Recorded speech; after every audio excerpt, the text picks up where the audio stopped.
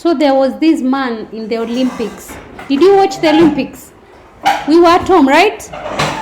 There was this man in the Olympics. I don't remember his name, but I think he was called what? When there are movies, the villains are usually from where? From where? The ones who are very tough and they talk, they say, my name is Volkov. And then we are scared. Oh, Russia, very good. So that man was in the shooting. I don't know what's called that, the sport itself. He was in the shooting. It was his first time. And people kept on saying that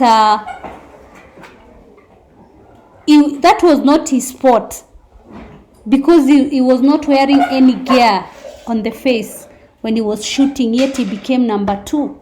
He got the bronze. He could have easily, if you could only check the number 1 and number 3, you could know the difference while they were shooting. He just took the gun, he was standing with one hand in the pocket, and he shot. And he got the bronze.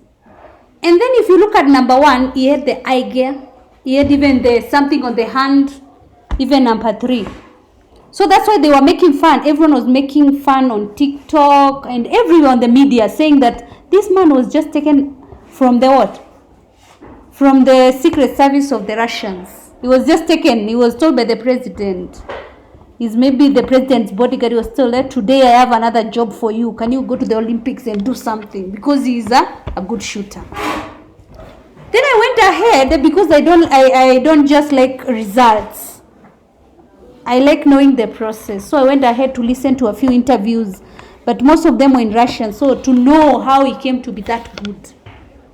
He said the first times when he was shooting, he kept on focus. He kept on being told to shoot.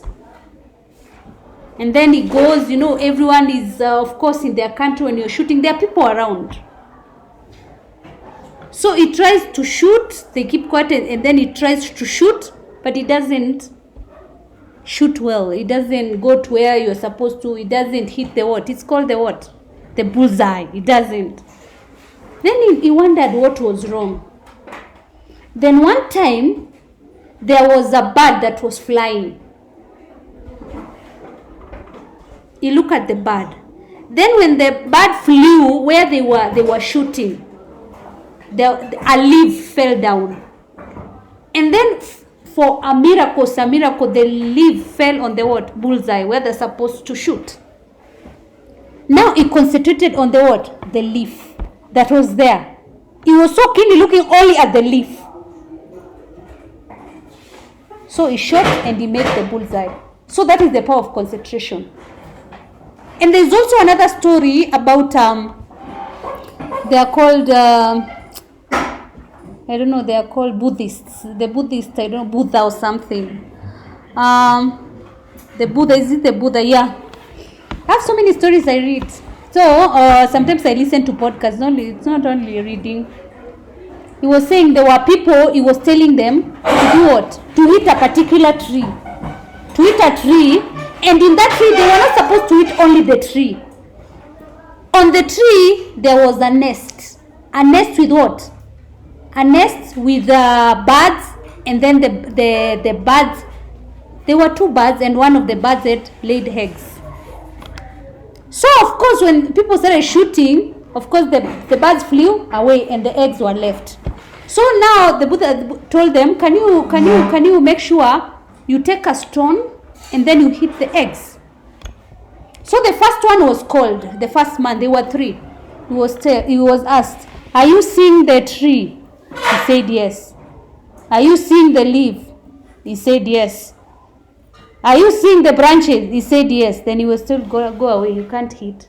Then the second man came, he was asked, are you seeing the tree? He said yes, I'm seeing the tree.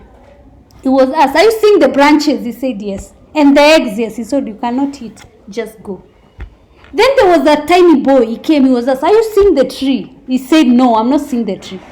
He was asked, are you seeing the branches of the tree? He said, no. He was asked, are you seeing the nest? He said, I don't see the nest. Then he was asked, are you seeing the eggs? He said, I'm seeing the what? The eggs. Therefore, Peter said, he's going to do what? To shoot, because of concentration. We are here today as students. What is concentration? Concentration is whereby you focus on one thing for a long time, on what you're doing at that time. We're not talking about tomorrow, we're talking about today. It goes hand in hand with focus. Today, when you're here in class and I'm here, there are ways that you can ensure you as a student, you're listening to me. There are ways that I can ensure as your teacher, I'm engrossed in what I'm teaching you. For example, if you're a student and there is a teacher here, and you've been told about focus, right? How do you focus to a speaker?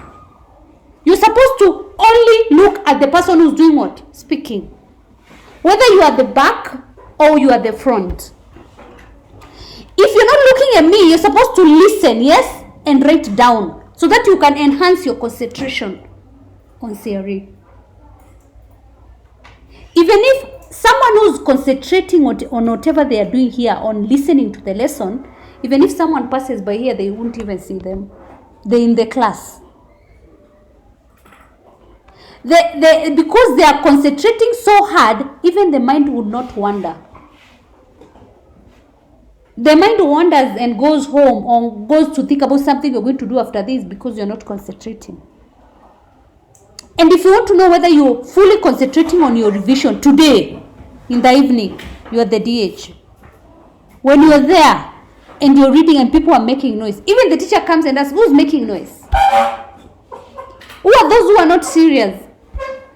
There are students who don't even raise up their heads, right? They continue writing. It's because they're engrossed on their work. They're not worried. You hear people laugh and then you ask them, what are you laughing about? Because this person was engrossed in the revision they were doing. You are revising your history. You are there on the history. And people are laughing at the back. You don't even worry about them. They don't even tremble you in any way. Because you know what you are concentrating on. And I could have given you another example in my previous school, but I don't know whether you'll believe it or not, but it was believed. It was around 11. And I did I tell you that story? It was around 11. And then my mom had come to visit me. Then I had to drive her back home. So when I took the car, it was a full boys' school. I do what? When I see boys outside. I say, that is Nani walking. Where is Nani walking with mangoes? And I see, that is Nani. Then I continue driving and see, I've left them. Then after we've gone like 5 minutes, you're almost home, I drop her. She asked me, are those boys supposed to be outside? I thought they were boarders. I'm like, yes. I thought they were supposed by the way to be boarders. And all of a sudden, I was shocked. I did not even notice these boys are not supposed to be outside the school. They're outside the school, they were eating mangoes, and it is at 11 towards 12. They were supposed to be sleeping, so they've sneaked. So I go drop my mom. I say, I'm going to go back. I'll go and call the deputy principal. He was a mister. So I tell him, I'm going to tell him to go and see whether they're still inside. When I'm coming back, I meet others with girls from the next school. And they're just walking. And I'm like, don't I know him? He was a form 2. Don't I know him? So I said, let me rush so that I can go call that teacher. So I go back. I call him. I say, where are you? There are like some boys who are not in school. Can you check whether they are not in school? So he rushed to the dorm. Switches on the lights. All the boys that I saw outside the dorm. So he tells me they are inside, but don't worry. I told them, let me sleep. You know, when you're in boys' school and you're a woman, you don't concentrate. It's not like here I can go because there are girls here I can be in school. No. Then you just call a male teacher and you leave it. You are not safe. It's not like here. So I slept. In the morning, he told me, did you see so and so? Yes, this one. Did you see this one? Yes. Did you see this one? Yes.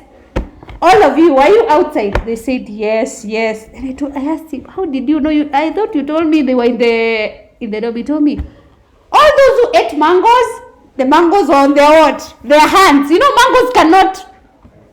You will be smelling of what? Mangoes. And then 2 were smoking, the ones with the girls. So you cannot take your clothes off. So now because he also got them, it was easy to get them because he had to liaise with the neighboring school, the girls' school. Wasichana waangalie nikinani. Unajua wasichana hizi danganya, nani hayuko, nani hayuko. Boyfriend yake huko shule ingine ni nani? We link you. So who was outside and who to see their girlfriends? You see, when I was driving, I wasn't concentrating on what was outside. Yes, I was on the conversation that my mom was telling me, the conversation that we were talking about. And also I was focused on, I want to drop her, come back, sleep. That is how you concentrate on your work as a student. This is not a story to tell you anything. I'm just telling you. It was by the way, they were not sent home. They were told, tell your parents to bring mangoes to the other students. That was the big issue. So send someone home to bring the mangoes. The ones of the Nini, they went for counseling so they can stop smoking. Something like that. There are very many boys, so you can't keep on doing. You have to cancel them. So what happened there is concentration. You as a student, you should concentrate. Right now, when you're here in class and listening to maybe your math teacher and you're tackling sums, you should not look at the window and look at a Form 1 who's passing. Be focused. There are very many things you hear outside here right now as you're waiting for your KCSE. But you see the leaf, you focus on the leaf. And it is very easy to focus. Actually, you can even learn how to focus on yourself. You are taught how do you focus. You look at the speaker. You listen to them. And if you are in the class and you feel still you're sleepy, you write. You don't write because you want to write, so that you remember. Because most of the research says that you should write your notes after you've listened to the speaker. You should not write when someone is talking. That is what they say. But you find because you're not concentrating, you'll tend to forget some of the aspects. Can we